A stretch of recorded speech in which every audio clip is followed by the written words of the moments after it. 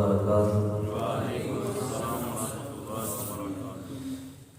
یا رب لک الحمد کما ينبغي لجلال وجهك وعظيم سلطانك، اشهد ان لا اله الا الله واشهد ان محمدا عبده ورسوله صلى الله عليه وسلم، اما بعد فاعوذ بالله السميع العليم من الشيطان الرجيم من همزه ونفخه ونفخه، بسم الله الرحمن الرحیم۔ منافقین کے متعلق کی بات ہو رہی ہے۔ پچھلے سبق کے اندر بھی اللہ رب العالمین نے اسی بات کے متعلق ارشاد فرمایا تھا، جب مسلمانوں کو کوئی نعمت ملتی ہے، فتح ملتی ہے، تو ان کے اوپر وہ بڑی ہی شاد بات گزرتی ہے، اور اگر مسلمانوں کو کوئی تکلیف پہنچتی ہے، مصیبت پہنچتی ہے، کوئی شہید ہوتے ہیں، تو اس وقت وہ بڑے خوش ہوتے ہیں، اور یہ دونوں میں سے ایک بات کا انتظار کرتے ہیں کہ ان کو شہادت ملنی چاہیے، یہ فوت ہونے چاہیے۔ تو اللہ فرماتے ہیں ان کو کہہ دیجیے کہ شہادت ہی ہمارا منصب ہے، ہم شہادت پر ہی فائز ہونا چاہتے ہیں۔ اللہ تمہاری کوئی بھی نیکی، صدقہ، خیرات کو اللہ قبول نہیں کرتا، کیونکہ تم نہ خوشی سے اللہ کے راستے میں خرچ کرتے ہو، اور تمہارے اندر وجوہات یہ ہے کہ تم اللہ پر اور نماز کے لیے سست آتے ہو، اور جب مال خرچ کرنا پڑتا ہے تو ناخوشی سے خرچ کرتے ہو، اس لیے اللہ تمہارا کوئی بھی صدقہ اپنی بارگاہ میں قبول نہیں کرے گا۔ آج کا جو سبق ہے وہ صفحہ نمبر 46 ہے اور آیت نمبر 55 ہے۔ آج کے سبق کے اندر اللہ رب العالمین پیارے نبی صلی اللہ علیہ وسلم کو منافقین کے رویے پر پریشان ہونے سے اللہ تسلی دے رہا ہے، منع کر رہا ہے۔ ہو سکتا ہے کسی انسان کے ذہن کے اندر بات آئے کہ یہ لوگ اگر اللہ کے نافرمان ہیں، اللہ ان پر ناراض ہے، تو پھر اللہ نے ان کو مال اور اولاد سے کیوں نوازا ہے؟ آج ہمارے معاشرے کے اندر بھی یہی سوال پیدا ہوتا ہے کہ اگر کافر اللہ کے ناپسند لوگ ہیں تو پھر اللہ نے ان کو اتنی ٹیکنالوجی، اتنا مال و دولت سے کیوں نوازا ہے؟ یہ بھی ایک ہمارے معاشرے کے اندر ایک سوال ہے۔ اس بات کا بھی اللہ جواب دیں گے، اور پھر منافقین کے طرز عمل کو بیان کریں گے، وہ کیا کہتے ہیں آپ کے پاس آ کر، یہودیوں کے پاس جا کے کیا کہتے ہیں، مزید انشاءاللہ ہم سبق کے اندر پڑھیں گے۔ فرمایا فلا تعجبک، آپ کو نہ تعجب میں ڈالے، نہ حیرت میں ڈالے یہ بات، اموالہم، ان کے مال، ولا اولادہم، اور نہ ہی ان کی اولادیں۔ یہ نہ سمجھیے کہ اللہ نے ان کو اولاد دی ہے، ان کو مال سے نوازا ہے، اور مشرکین مکہ بھی یہی کہا کرتے تھے اگر اللہ کے ہم ناراض یا ناپسندیدہ بندے ہوتے نا تو اللہ ہمیں کبھی اتنا مال نہ دیتا، اللہ ہمیں کبھی اتنی شہرت نہ دیتا، اللہ ہمیں بیٹوں سے نہ نوازتا۔ فرمایا اللہ کے نبی صلی اللہ علیہ وسلم کی بات یاد رکھیے، ان کے مال، ان کی اولادیں آپ کو توجہ میں نہ ڈالے، انما بے شک یرید اللہ، اللہ تو ارادہ رکھتا ہے، لیعذبہم بہا، کہ وہ عذاب دے ان کو، بہا، اس مال کی وجہ سے بھی اور ان کی اولادوں کی وجہ سے بھی، فی الحیات الدنیا، دنیا کی زندگی میں بھی اور آخرت میں بھی اللہ ان کو عذاب دے، وتزہق، اور ان کی جانیں، انفسہم، جب ان کی جانیں نکلے، ان کی روح پرواز کرتے، جب وہ مر جائیں، وَهُمْ كَافِرُونَ، اللہ چاہتا ہے جب مرنے کا وقت آئے تو اس وقت بھی یہ کفر کی حالت میں ہو، تاکہ کل قیامت والے دن اللہ نے جو جہنم کا عذاب ان کے لیے تیار کر رکھا ہے یہ اس میں مستحق بن جائے۔ انما اموالکم واولادکم فتنہ، انسان کے لیے اس کا مال بھی، اس کی اولاد بھی فتنہ ہے، آزمائش ہے۔ یا تو یہ اولاد اور مال اس کو جہنم سے بچانے کا سبب بن جائے گا، اور یا پھر یہ مال اور اولاد اس انسان کو جہنم میں لے جانے کا سبب بن جائے گا۔ اگر اس نے مال اللہ کے راستے میں یا حلال ذرائع سے نہیں کمایا اور اس کو اچھی جگہ پر استعمال نہیں کیا تو یہ مال اس کے لیے وبال جان بن جائے گا۔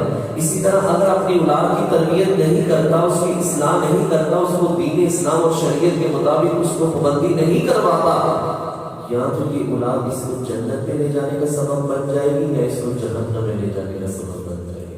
تو فرمایا ہم تو پہلے ہی جاتے ہیں جو انہوں نے اتنی مخالفتیں کی ہیں اللہ و اس کے رسول کی، نیک بندوں کی، مسلمانوں کی، اور مسلمانوں کو تکلیف دینے کے اوپر انہوں نے جو زور آزمائی کر رکھی ہے، میں تو پہلے ہی یہ ارادہ کر رکھا ہے وَتَزْهَقَ أَنفُسُهُمْ وَهُمْ كَافِرُونَ، ان کی روحیں تب نکلنی چاہیے جب یہ کفر کی حالت میں ہو، اور میں ان سے سخت ناراض ہوں، میں ان کو کبھی دین کی طرف نہیں آنے دوں گا. اللہ فرمایا وَيَحْلِفُونَ. اب یہ دیکھیں نا انداز ہے، مسلمان غزوہ تبوک کے لیے چہل پہل تیزی کے ساتھ، کوئی تلواریں خرید رہا ہے، کوئی ڈالیں خرید رہا ہے، کوئی سواری خرید رہا ہے، کوئی زادرات اختیار کر رہا ہے، یعنی زادرات کو جمع کر رہا ہے، کھانے پینے کی اشیاء کو اپنے پاس اسٹور کر رہا ہے. جیسے آج کل کے دور کے اندر کسی نے لاہور جانا ہو یا کسی اور جگہ اسلام آباد جانا ہو، 2-3 دن کا سفر ہو تو وہ زادرات اپنا ساتھ لیتا ہے. مسلمانوں کو بڑی خوشی تھی، ہم جہاد کے نفاذ پر جا رہے ہیں اور ہم نے وہاں جا کے رہنا ہے، لڑائی کرنی ہے. تو ہر طرف گہما گہمی بڑی خوبصورت یہ ایک ریت چل پڑی، ہر بندہ ہی جہاد کی تیاریوں کے اندر لگا ہوا تھا. تو منافقین کے اوپر یہ بڑی بات نہ تنگ گزرتی. اگر انہوں نے کہا تم بھی چلو تو پھر کیا بنے گا، اور اگر اللہ نے ان کے سامنے ہمارا راز کھول دیا تو پھر کیا بنے گا.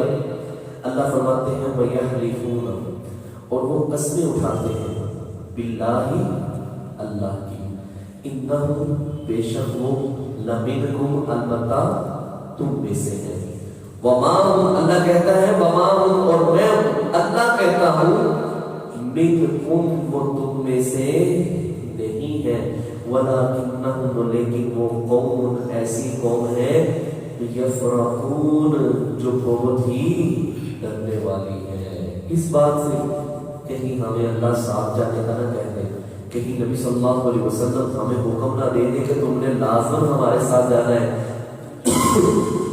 کہیں ایسا نہ ہو کہ ہمارا راز ان کے سامنے نہ کھل جائے، ان لوگوں کو ہمارے متعلق خبر نہ ہو جائے کہ یہ لوگ بے ایمان ہیں، ان کے متعلق تمہیں علم نہیں کہ یہ لوگ منافق ہو چکے ہیں.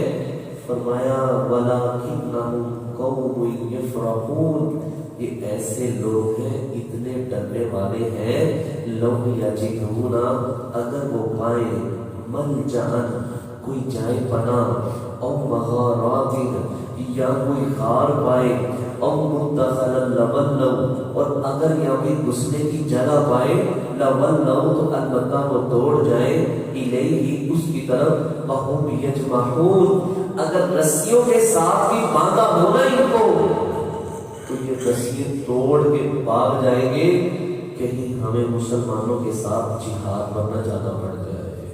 اللہ، اتنی نفرت کرتے ہیں مسلمانوں یہ لوگ ان سے، اتنا دور بھاگتے ہیں اس جہاد فی سبیل اللہ سے.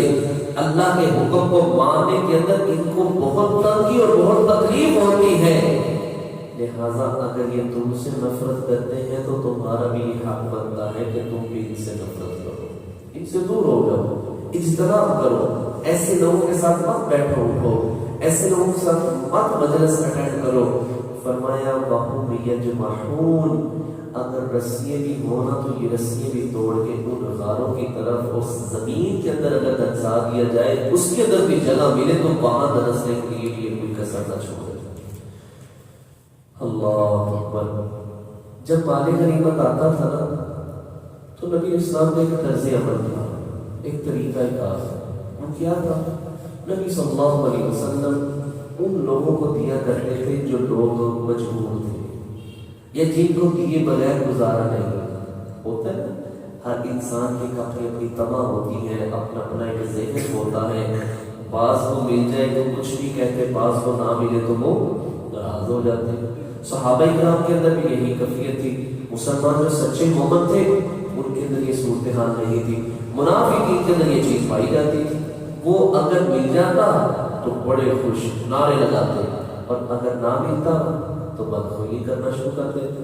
اللہ یہی بات کہتے ہیں وَمِنْهُمْ، اور ان میں سے مَن يَلْمِزُكَ، کچھ ایسے بھی ہیں جو تان زنی کرتے ہیں، فی الصدقات، صدقات کے اندر، فَإِنْ عُوتُوا بس اگر وہ دیے جائیں منہا اس مال میں سے رضو خوش ہوتے ہیں، وَإِنْ لَمْ اور اگر نہ یُعْطَوْا اگر نہ وہ دیے جائیں منہا اس مال میں سے اِذَا هُمْ يَسْخَطُونَ تو وہ اس وقت ناراض ہونے والے بن جاتے ہیں، ناراض ہو جاتے ہیں، ہمیں ملا نہیں۔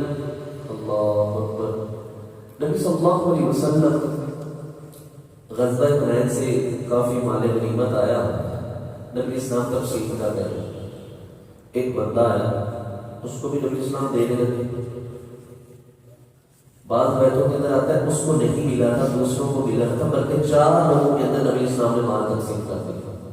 وہ بدبخت اٹھا اعرابی اور کہنے لگا محمد صلی اللہ علیہ وسلم اعدلوا، جناب عدل کریں، آپ عدل نہیں کر رہے۔ اللہ اکبر۔ اور نبی اسلام نے فرمایا وَإِلَّا تیری ہلاکت تیری بربادی، میں محمد صلی اللہ علیہ وسلم عدل نہیں کروں گا تو عدل کون کرے گا؟ ایک حدیث کے الفاظ ہے، کہنے لگا اتق اللہ، اللہ سے ڈریے۔ نبی اسلام کا چہرہ سرخ ہو گیا، فرمایا ساری کائنات میں سے سب سے زیادہ میں ہی تو اللہ سے ڈرنے والا ہوں، تو کس طرح کہہ رہا ہے میں اللہ سے ڈروں؟ میں ڈرتا ہوں اللہ سے۔ کہنے لگا جو مال تقسیم کیا ہے اس کے اندر عدل نہیں کیا، یہ بات کہہ کے نا چل ملتی کلام، اس کا کلیہ بھی سارا حدیث کے اندر بیان کیا گیا ہے۔ شلوار اس نے اس پٹلی تک اٹھا رکھی تھی، سر سے گنجا تھا، گھنی داڑھی تھی، چپٹی ناک تھی، رخسار اس کے ابھرے ابھرے تھے۔ کہنے لگا آپ نے عدل نہیں کیا۔ 2 روایتیں ہیں، ایک کے اندر حضرت خالد بن ولید اور دوسرے کے اندر عمر بن خطاب رضی اللہ عنہ۔ کہنے لگے اللہ کے رسول کی اجازت ہو تو ہم اس بدبخت کی گردن نہ اتار دیں؟ فرمایا نہیں، اس کو کچھ نہیں کہنا۔ بعد میں نبی اسلام نے تفصیل بات کی، فرمایا اس کی نسل میں سے ایسے لوگ پیدا ہوں گے جو قرآن تو پڑھیں گے لیکن قرآن حلق سے نیچے نہیں اترے گا۔ تم اپنی نمازیں اپنے روزے ان کے مد مقابل تم کچھ بھی نہیں سمجھو گے۔ اور فرمایا وہ بدبخت اس کائنات کے اندر سب سے بدترین مخلوق ہوگی، اور وہ دین سے اس طرح نکل جائیں گے جس طرح تیر شکار کے اندر سے فوست ہو کے نکل جاتا ہے، یعنی شکار کو لگا اور کراس کر کے دوسری طرف نکل گیا، جس طرح تیر اس کے اندر نہیں نکلتا نہیں رکتا، اسی طرح دین بھی ان کے اندر نہیں رہے گا، دین کا نام و نشان بھی نہیں ہوگا۔ فرمایا اگر میں ان کو پالوں تو قوم سمود کی طرح ان کو کاٹوں گا، اور یہ روح زمین کے اوپر سب سے بدترین اللہ کے نافرمان لوگ ہوں گے۔ اللہ۔ اور یہ نبی علیہ السلام کے بعد حضرت علی رضی اللہ تعالیٰ عنہ کے دور کے اندر یہ خوارج نکلے تھے، اور آج بھی ان خوارج کا بہت بڑا نیٹ ورک ہے۔ اللہ معاف فرمائے، مسلمان اقوام کو اللہ ان بدبختوں کے ہاتھ سے محفوظ فرمائے۔ یہ لوگ ان کی ایک صفت ہے، یہ مسلمانوں کو مارتے ہیں، کافروں سے محبت کرتے ہیں، مسلمانوں کو نقصان پہنچاتے ہیں، کافروں سے اسلحہ لے کے مسلمانوں کے اوپر استعمال کرتے ہیں۔ یہ پشاور سکول کے اندر جو کچھ ہوا، وزیرستان یہ جتنا علاقہ ہے، ضرب اعظم جو ایک مہم چلی تھی پاک فوج کی، الحمدللہ اللہ نے مسلمانوں کو فتح نصیب فرمائی، یہ سارا نیٹ ورک وہی تھا۔ اور اللہ معاف کرے ہمارے ملک پاکستان کو اللہ شر سے محفوظ فرمائے۔ یہاں بھی یہ جو کچھ ہو رہا تھا یہ انہی کے ہاتھ تھے، اور یہی لوگ یہ سب کچھ کرواتے تھے۔ اللہ ان کو دنیا اور آخرت میں برباد کر دے۔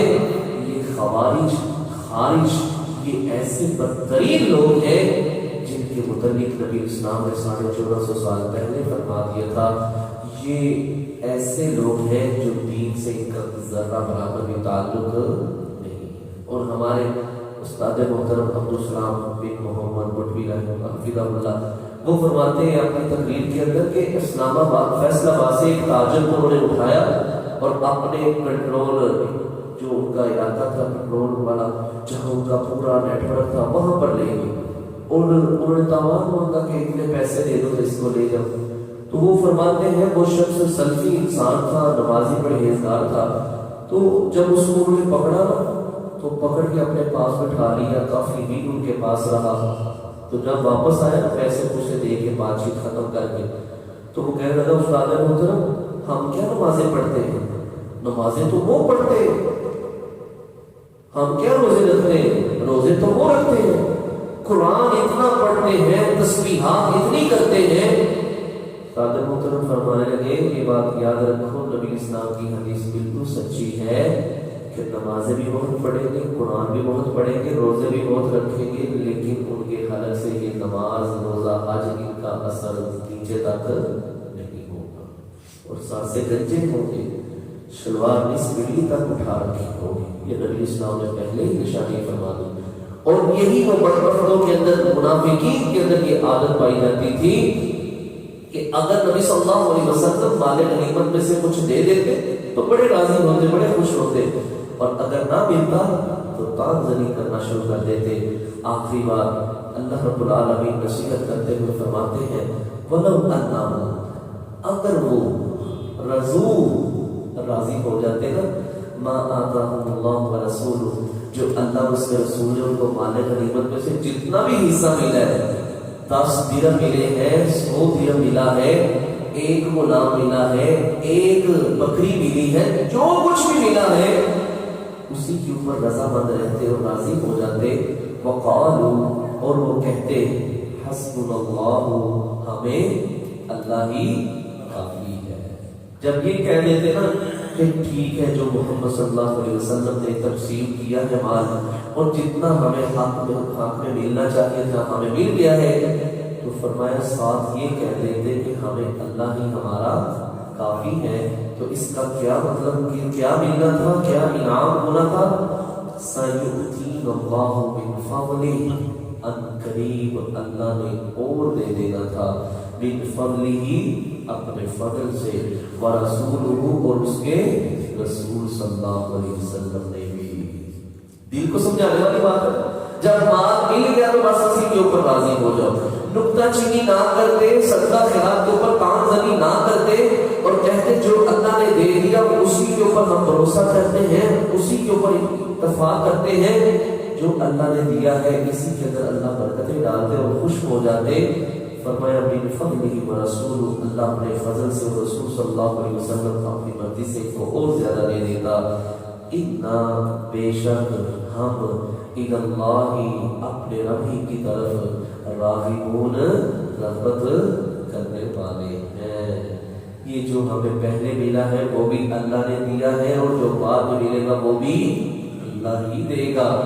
اس لیے ان کو یہ کہنا چاہیے تھا، بجائے اس کے کہ صدقہ خیرات جب مل رہا تھا، مال غنیمت مل رہا تھا، الٹا نبی علیہ السلام کے متعلق بدخوئی کرتے اور باتیں کرتے، اس کی بجائے اگر اللہ کا شکر اور اللہ کا توکل کرتے ہوئے کہتے جو کچھ ملا ہے بالکل ٹھیک ملا ہے، اللہ ان کو آئندہ اور مزید بڑھا چڑھا کے اللہ ان کو مال و دولت سے نوازتا۔ لیکن ان کی کم بختی، ان کی بدنصیبی کہ یہ اس بات کے مستحق ہے ہی نہیں تھے، اللہ رب العالمین ان کو اپنے فضل سے اور زیادہ نوازتا۔ لیکن یہ منافق تھے جو جہاد میں نہیں جاتا تھا، اس کو نہیں ملتا تھا، اس لیے اللہ کا کرم اور فضل ان کے اوپر نہیں تھا۔ کرم اور فضل تھا تو مسلمانوں کے اوپر تھا، جو ہر وقت جنگی مہموں پر نکلے رہتے تھے، اور اللہ ان کو فتح نصیب فرماتا تھا اور مال و دولت سے نوازتا تھا۔ یہ تھا میرے بھائی آج کا سبق، جس کے اندر اللہ رب العالمین نے منافقین کے طرز عمل کو بیان کیا ہے۔ ہمیں بھی چاہیے کہ جو کچھ اللہ نے دیا ہے ہم بھی اسی بات کے اوپر اللہ پر بھروسہ کریں، جو کچھ دیا ہے، جتنا دیا ہے، الحمدللہ علی کل حال، اللہ کا ہر حالت میں شکر ادا کرنا چاہیے۔ اللہ سے دعا ہے رب العالمین ہم سب کو اپنا شکر گزار بندہ بننے کی توفیق عطا فرمائے۔ سبحانک اللہم وبحمدک، اشہد ان لا الہ الا انت، استغفرک واتوب الیک۔